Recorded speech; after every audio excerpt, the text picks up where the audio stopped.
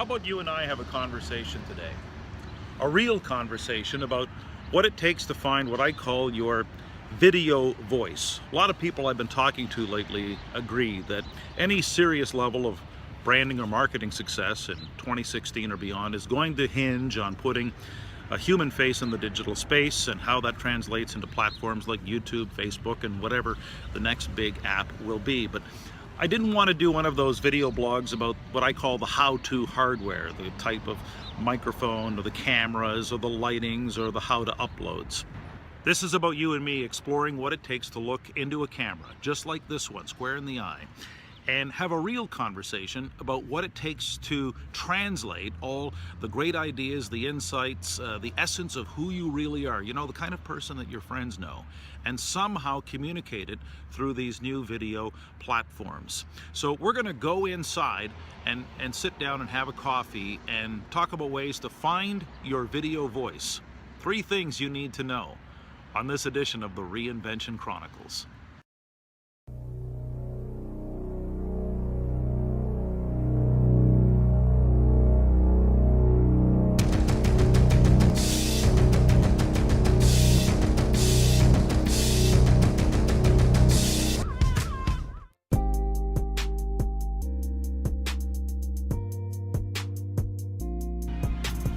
So as we begin this post about talking about how to find your video voice and the 3 things you need to know, I think a certain amount of perspective is very healthy. In other words, there is no more level playing field than this one when it comes to learning a new skill or craft. And what I mean by that is it doesn't matter how much or how little public speaking or broadcasting or communication experience you may have had. Everyone, and I mean everyone, is starting from the exact same place. I know for myself, I had 20 years of broadcasting and radio and television, and yet when I started doing these video blogs, I found it incredibly difficult to get over this idea of just trying to have a normal conversation by looking into the camera such as this one. And I was reminded last week at a coffee shop just like this one, a friend of mine, Bob, who has 25 years of professional speaking experience,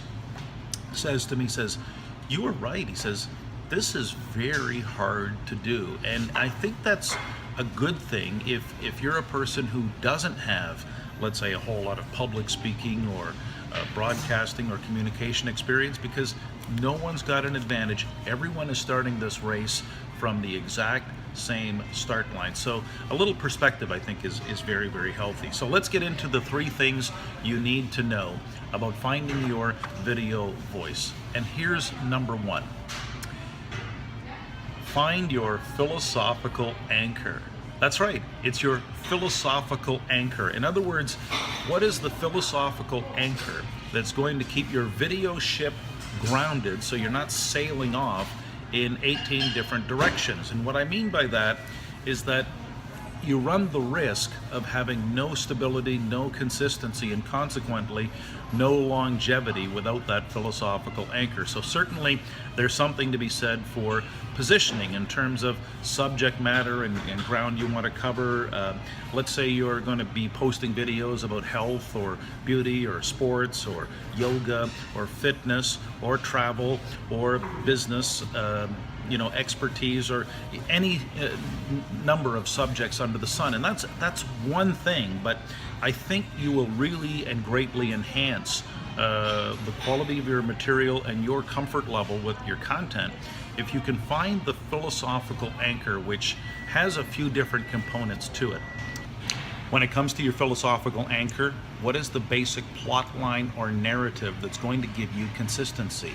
There's only 7 basic plots, 7 basic stories.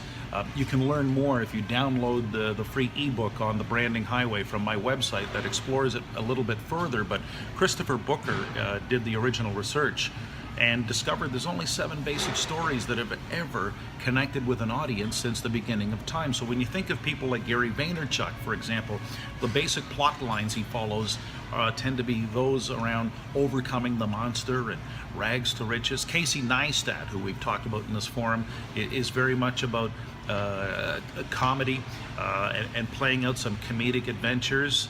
Yves Doucette, my friend, who's been posting now some videos for about a year, I think is very much reflective of a quest.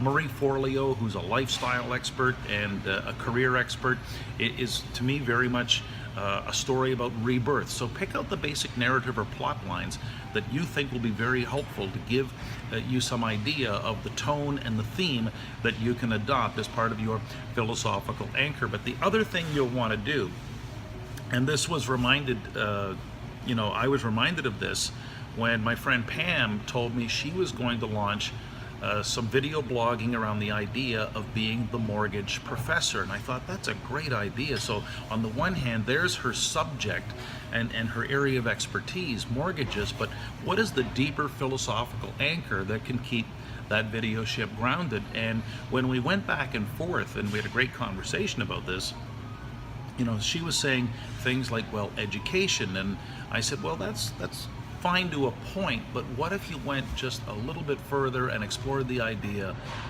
of inspired learning? I'm not convinced, for instance, that people necessarily want or are in the market for education, but inspired learning.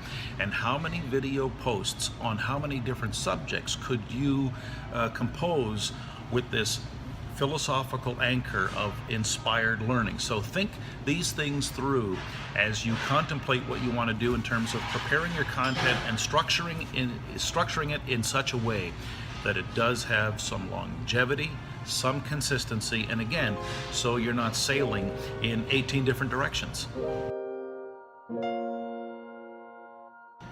Second thing to keep in mind when it comes to finding your video voice is number 2, be personable as opposed to professional. I think there's a little bit of a dichotomy there about people, especially in business situations, that think they have to be like super professional and super serious, and I don't know that that's true, especially in this forum. I think being personable and imagining as best you can that you're having a conversation with just one person, just like you and I are having right now, I think will take you a long way. And so it helps, it certainly helped for me, to study the styles of others in terms of how they were able to connect in a very personable way. Charles Trippy is someone you might want to look up. Trippy holds the Guinness World Record for most daily video blogs. It's something like 2,200 and counting. Now his overall approach might not be my stylistic cup of tea, but he certainly hits it out of the park when it comes to being personable and connecting in a very real way. My friend who I've mentioned here before, Yves Doucette, and you might want to actually follow Yves on Facebook just for fun. YVESDOUCET. Friend him, tell him I sent you. But Yves Doucette, I think when you look at his video blogs, does a great job of connecting in a very personal way, talking as though he's just having a conversation. And so number 2 on our list, again, be personable. And if all else fails and you struggle with a little bit of this, don't be afraid to reach for the ultimate prop, the cute Cocker Spaniel. I've heard reports, don't know if it's true or not, that it helps to have something like a cute kid or a Cocker Spaniel handy as a prop, because it really helps communicate some of the essence of who you really are. So I guess the point is, given the choice between personable and professional, if you're worrying about that, I would go to the personable every time. And I think the third thing you need to know when it comes to finding your video voice is this: prepare for failure. But think about that for a second. Prepare for failure, but always prepare.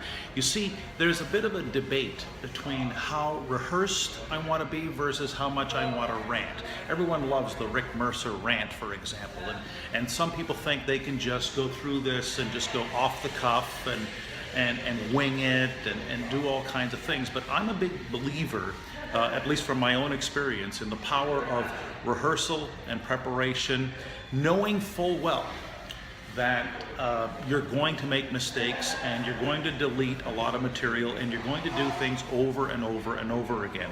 So I'm not advocating, for example, that you script everything word by word by word, but I think it's very helpful to have a basic sketch, an outline of the points you want to cover, so that you're just not going off the top of your head, that you have some idea of not only how you're going to open your video piece, but also, and I think more importantly, how you're going to close so that you can get to the end in a very logical way. So preparing for failure, but always preparing, I think is vital to anyone looking to find their video voice. I mean, there's all kinds of things that I think are just givens in terms of, yes, you're going to have to practice. Yes, you cannot learn how to do this just by reading a book any more than you can learn how to swim, ride a bike, or swing a tennis racket, or ski.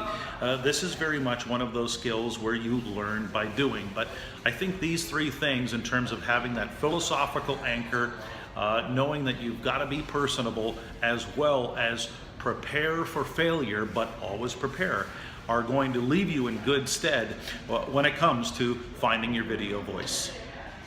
Hey, before you go, we've got some bonus material we want to share. Two thoughts, some bonus material before we wrap it up here. Number one, pick a time. That's so important, because at some point you're going to have to pull the trigger, pick a time. And by picking a time, you want to pick a time where you're going to be able to publish consistently. So it could be weekly, it could be bi-weekly, it could be monthly, but whatever it is, pick a time, because that will actually force you to get over the hurdle. Pick a time, publicly commit, and you'll be forced into action. But also partner up. Yes, the second piece of the bonus material here today is partner up. Think about it. Don Quixote, when he went on his journey, had Sancho Panza. Batman had Robin. Let's see, Starsky had Hutch, Sonny had Cher.